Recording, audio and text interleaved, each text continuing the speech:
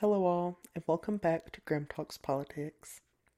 I hope you had a nice holiday, and I wish you all a happy new year.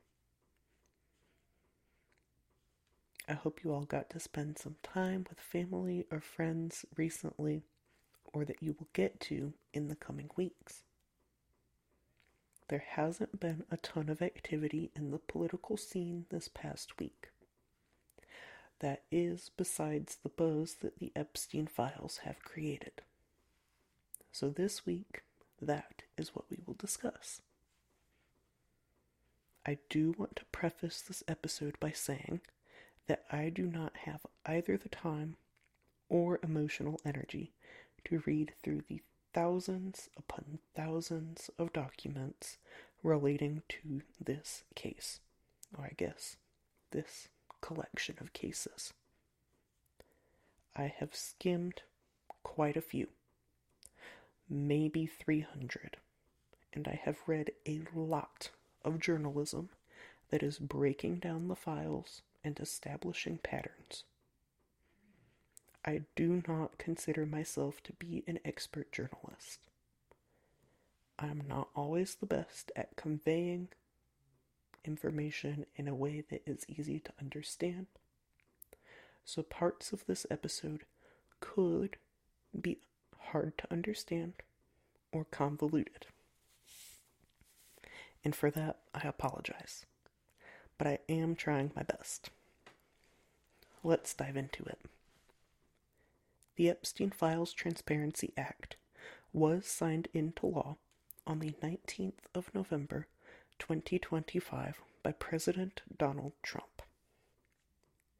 This bill called for all internal documents, court records, and other documents relating to Jeffrey Epstein and his associates be released within 30 days of the bill being signed into law. This set a deadline on the 19th of December 2025. All files should have been released. Of course, this is not what happened. And instead, the Department of Justice decided to start releasing the files in batches on this day. I believe there has been 6 releases so far. There will be many more, and I doubt that everything will be released until late January or early February.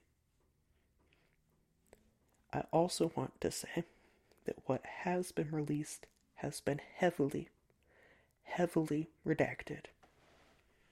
Some documents completely omit whole pages of evidence.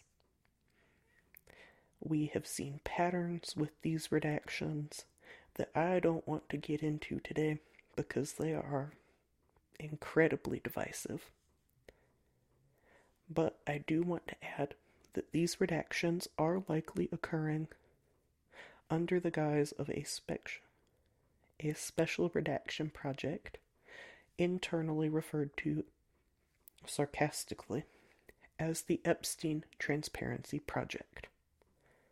CNN reported a little bit on what has been going on inside the Department of Justice these past few weeks, and they said that the Department of Justice has been racing to redact documents over the past several weeks ahead of the deadline. This article reported that each attorney working on the project has been processing over 1,000 documents per week. We have also seen that the files are being released not all at once, as they were supposed to be, but in batches, which are being referred to as data sets. There are many theories about why they are releasing the files in this manner. I have my favorite, which I will share with you today. But formally, we are being told that they're being released in this manner because the Department of Justice physically cannot keep up with redacting them all. I would argue the $850,000 and 4,300 overtime hours spent on redacting the files say otherwise. Personally, my favorite theory about this release strategy comes from the brilliant Stacey Patton, whose Substack I highly recommend. She says this staggered release is actually psychological conditioning, and that it's working exactly as they want it to. She backs this up with a plethora of evidence that I don't have time to get into today, but I do suggest you go read the piece. The slow release of the Epstein Files is psychological conditioning, and it's working, by Stacey Patton. Hearing this theory may leave you wondering what exactly this conditioning is doing, which can be a little harder to explain. But Dr. Stacey Patton does a good job. She says this strategy is being used to make all of this evil that's coming out turn into background noise. This kind of staggered release helps prevent moral climax, it reframes accountability as entertainment, and it teaches helplessness, something the government has strived to do lately. Again, if you want to read more about this specific topic, or similar topics, I highly recommend Dr. Stacey Patton's Substack. Today, I also wanted to address some comments I've been hearing surrounding the Epstein Files online. The one that really irks me has been coming from the right and is directed at the left in a very hostile manner. I just keep hearing them pose the question, well, what if a high-profile Democrat was in the files? Then how would you react? And to that, I have to say, most all of us would react the exact same way, because we don't bow down to politicians like they're gods.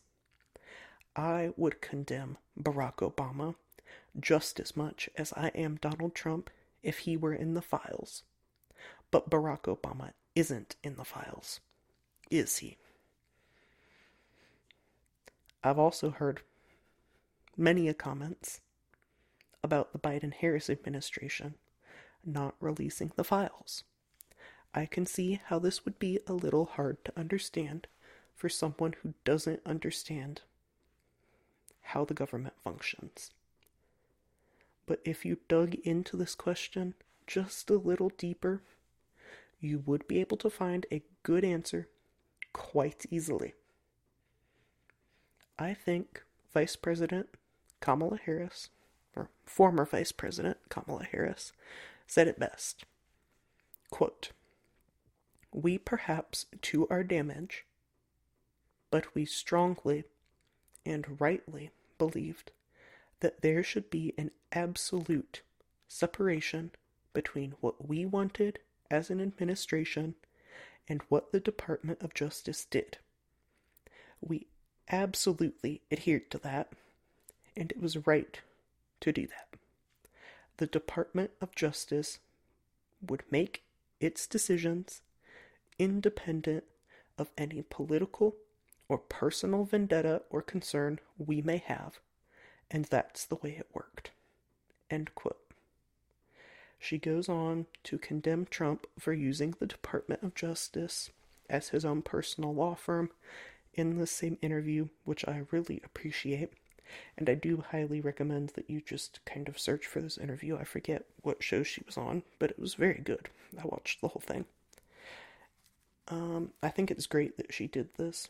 Trump needs to be condemned for the way that he's been using the Department of Justice, because they are an entity that is not supposed to be pressured by the executive branch in any capacity, or have any fear that the executive branch is going to go after them for not favoring their side.